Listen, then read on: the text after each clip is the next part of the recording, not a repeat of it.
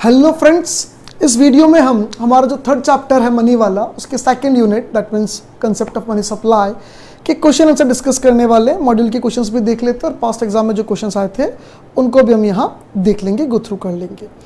First question हमारे पास है, explain the nature of currency issued under minimum reserve system. इस system में क्या होता है कि कुछ एक स्पेसिफिक रिजर्व सेंट्रल बैंक को अपने पास मेंटेन करना पड़ता है, गोल्ड का और फॉरेन रिजर्व्स, फॉरेन करेंसी का या फॉरेन बॉन्ड्स वगैरह का रिजर्व्स का।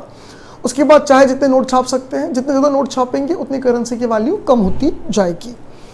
क्रेडिट मनी क्या होती है? जो कमर्शियल बैंक क्रेडिट क्रिएशन से क्रिएट करती है उससे हम क्रेडिट मनी कहते हैं। कमर्शियल बैंक का जो बोरिंग और इसके प्रोसेस में जो क्रिएट होता है। Third, what is the rational behind inclusion of net demand deposit of bank in money supply measurement. Demand deposit को हम मनी सप्लाई क्यों मानते हैं?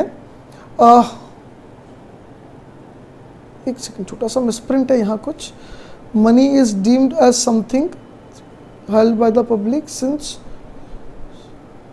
अच्छा ये 3.47 क्या पता कुछ मिसप्रिंट है। चलिए, ये बोल रहा है कि नेट डिमांड डिपॉजिट को क्यों काउंट करते हैं, क्लियर कर लें। एक होता है ग्रॉस डिमांड डिपॉजिट, एक होता है नेट डिमांड डिपॉजिट। एक बैंक ने एक बैंक ने पब्लिक से जो डिपॉजिट ले दे रखा है वो डिपॉजिट्स हो गए नॉर्मल वाले, और अगर दूसरे बैंक में भी इनका कुछ डिमांड डिपॉजिट वगैरह है, दो बैंक के आपस में अगर कोई एक बैंक ने दूसरे बैंक में डिपॉजिट करा रखा है, तो पब्लिक का जो डिपॉजिट है प्लस जो बैंक का डिपॉजिट है, दोनों को मिलाकर हम बोलते हैं ग्रॉस डिपॉजिट। अब बैंक का अगर डिपॉजिट तो मनी नहीं है, क्योंकि वो बैंक का डिपॉजिट है तो करेंसी तो बैंक का ही है, बैंक के पास जो करेंसी वैसे भी मनी नहीं काउंट होता, तो इसलिए हम उसे काउंट ही नहीं करेंगे जो बैंक का डिपॉजिट है, हम सिर्फ नेट को काउंट करेंगे। बिकॉज ग्रॉस में इंटर बैंक डिपॉजिट्स आते हैं और बैंक के पास जो करेंसी हेल्ड है, चाहे खुद के पास, चाहे उसने आरबीआई के पास डिपॉजिट कर रखी है, चाहे दूसरी बैंक को दे रखी है, तीनों केसों को काउंट नहीं होता। हमने जो M1 में other deposit with RBI count किया, उसमें भी हमने अदर डिपॉजिट जो पब्लिक के अदर डिपॉजिट यानी एनबीएफसी के, फॉरेन गवर्नमेंट के, फॉरेन बैंक्स के, फाइनेंशियल इंस्टीट्यूशंस के, उनके काउंट किए। जो कमर्शियल बैंक्स का सीआरआर डिपॉजिट है आरबीआई के पास, उसको हमने अदर डिपॉजिट विद आरबीआई में कंसीडर्ड नहीं किया, क्योंकि बैंक के पास जो करेंसी उसको हम काउंट नहीं करते, बैंक का क्रेडिट क्रिएशन हम काउंट कर लेते हैं। रिजर्व मनी क्या होता है? रिजर्व मनी तो हमको फॉर्मूला लिख देंगे अच्छे से, आराम से, बिल्कुल डेफिनेशन तो लिख ही देंगे, अच्छा खासा कंटेंट हमारे पास अवेलेबल था। दो फॉर्मूले थे, एक आरबीआई ने कितना भेजा है, इकोनॉमी में कितना आया, दोनों बराबर आते हैं, दोनों फॉर्मूले लिख लेंगे। Write short note on two major components of reserve money. Reserve money के टू मेजर कंपोनेंट्स क्या है? करेंसी इन सर्कुलेशन, एक तो करेंसी इन सर्कुलेशन और दूसरा बैंक के पास जो करेंसी, बैंक ने जो आरबीआई में डिपॉजिट करा रखा है वो वाला, दोनों चीज़ें ले सकते हैं।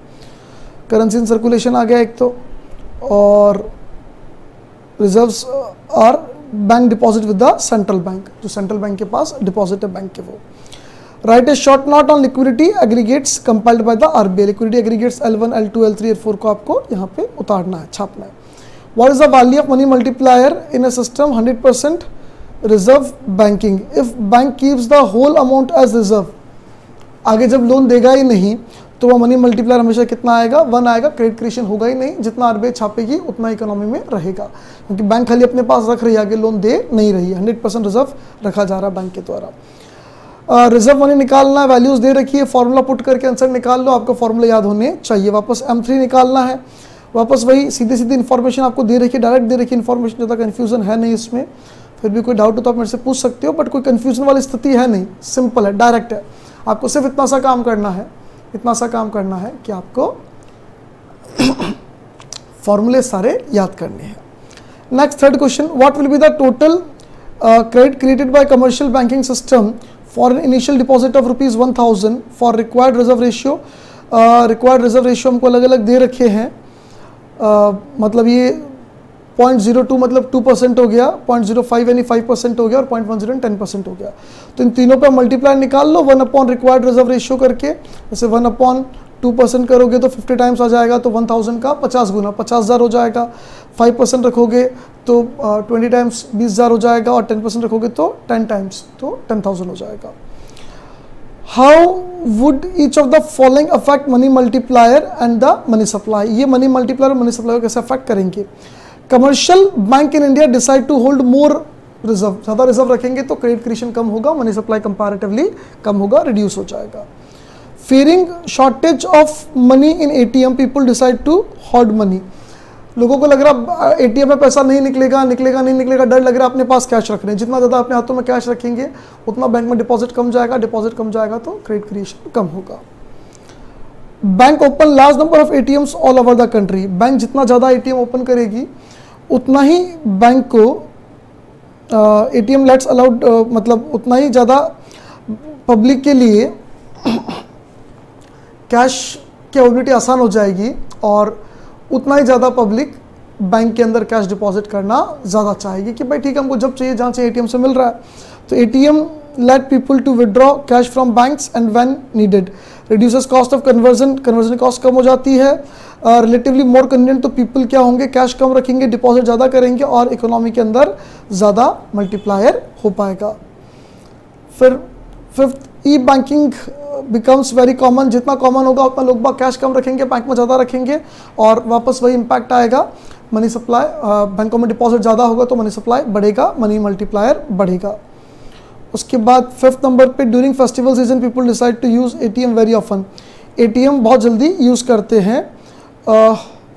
तो if people for any reason are expected to withdraw more money from ATM, तो ज़्यादा करेंसी बैंक को उसमें रखनी पड़ती है और ज़्यादा करेंसी रखने के लिए उनको ज़्यादा रिजर्व मेंटेन करना पड़ता है और उतना ही वो आगे लोन पब्लिक को कम दे पाती है, क्योंकि उनको पता है यार रेगुलर पब्लिक विड्रॉ करेगी तो ज़्यादा करेंसी उनको रखना पड़ता है। If bank decide to keep 100% reserve रखा जाएगा तो मनी मल्टीप्लायर 1 आ जाएगा। मनी सप्लाई उतनी होगी जितना क्रेडिट, जितना करेंसी आरबीआई ने इशू किया है। सपोज बैंक्स नीड, कोई रिजर्व नहीं रखना है बैंक को।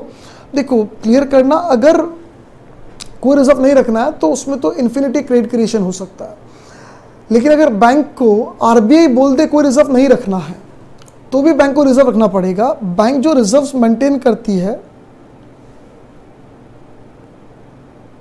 बैंक जो रिजर्व मेंटेन करती है वो 2 कारण से करती है, लॉजिकली समझना। एक तो आरबीआई की नॉर्म्स है और दूसरा बिजनेस रिक्वायरमेंट।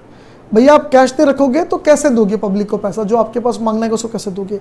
जीरो भी हो जाए तो भी ये तो कुछ ना कुछ मेंटेन करना ही पड़ेगा, ठीक है। इसने बोला चलो जीरो, हम तो जीरो मान के कर रहे हैं, ये बात तो आप ध्यान रखना लॉजिकल।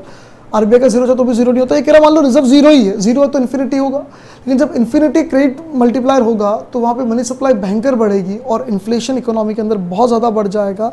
स्पायरलिंग होगी प्राइजेस में, मतलब प्राइस मल्टीपल टाइम्स बढ़ता जाएगा और इकोनॉमी के रियल आउटपुट में कोई इंक्रीमेंट नहीं आएगा। इन्फ्लेशन से इकोनॉमी और उल्टा बर्बाद हो जाएगी।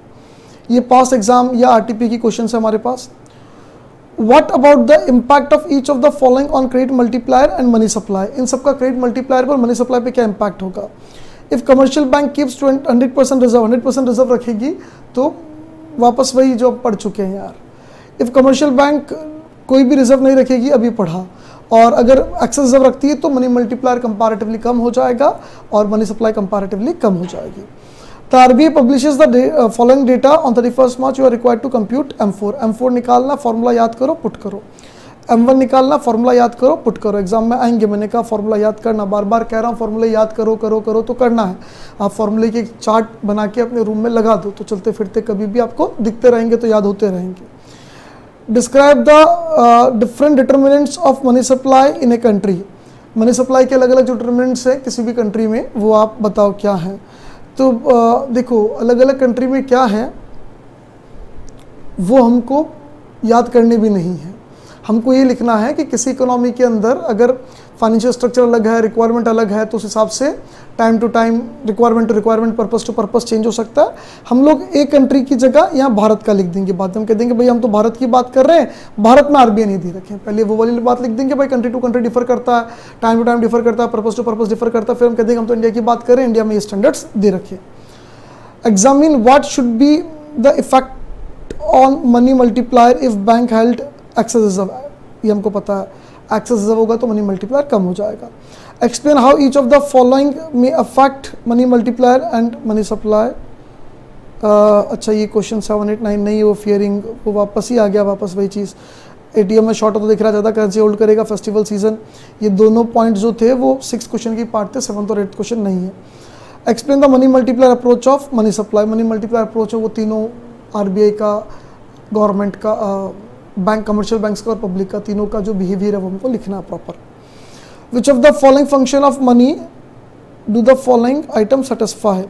क्रेडिट कार्ड क्या करता है, आपको फ्यूचर पेमेंट डिसाइड करने में हेल्प करता है technically. A token of specified amount of money which can be use for shopping के लिए आप यूज़ कर सकते हो, मीडियम ऑफ एक्सचेंज है वो टेक्निकली वहाँ पे। चलिए दोस्तों, ये हमारे क्वेश्चंस भी इस यूनिट के कंप्लीट हुए। थर्ड चैप्टर की जो थर्ड यूनिट है, लास्ट यूनिट, उसमें मिलते हैं वापस हम। Okay, bye bye.